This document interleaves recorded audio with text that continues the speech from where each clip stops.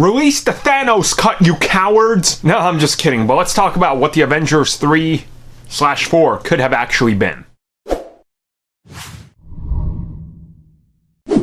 Now, you always hear about rejected pitches for movies. Some get a lot further than a lot of us know, and some, you know, they're more or less like gaming vaporware. They're never gonna see the light of day. So recently we found out about what Avengers Infinity War could have actually been.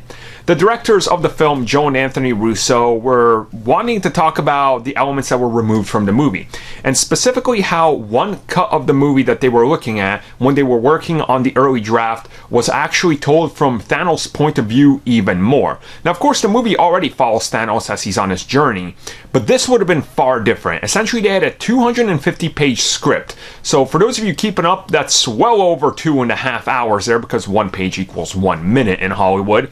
And essentially what the movie was Thanos, his backstory, his logic of thinking, his narration. So the entire movie would have actually been narrated by him up until obviously he wins. And along with this, the movie throughout it would have had flashbacks and side stories filling out the backstory to every member of the Black Order.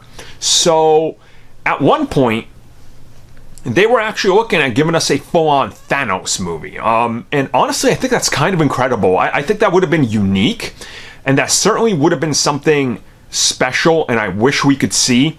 But at the same time, I don't think that would have worked on as an Avengers movie, right? An Avengers movie is about the Avengers. That's what they are. They're a celebration of the phase that's come before. A Thanos-led Avengers movie isn't about the Avengers. That's about his point of view. So had they made a Thanos and the Titans, or Thanos and the Black Order movie or something, then that would have been absolutely amazing. But that wouldn't have worked as an Avengers movie, to be real with you. And at the same time, the Russo brothers say, look, we're grateful we got that script complete, because by the time we finished it and we decided to do a new draft, and then ended up being the version they had a complete backstory to who Thanos was and who all these other characters were, that they didn't have to write that separately for the movie, so they could infuse that into the characters and the emotion and give us a few of those cut scenes, you know, in kind of a simpler manner, like when they get Gamora on her planet, and sort of use that as a push towards character building, which honestly I think worked flawlessly.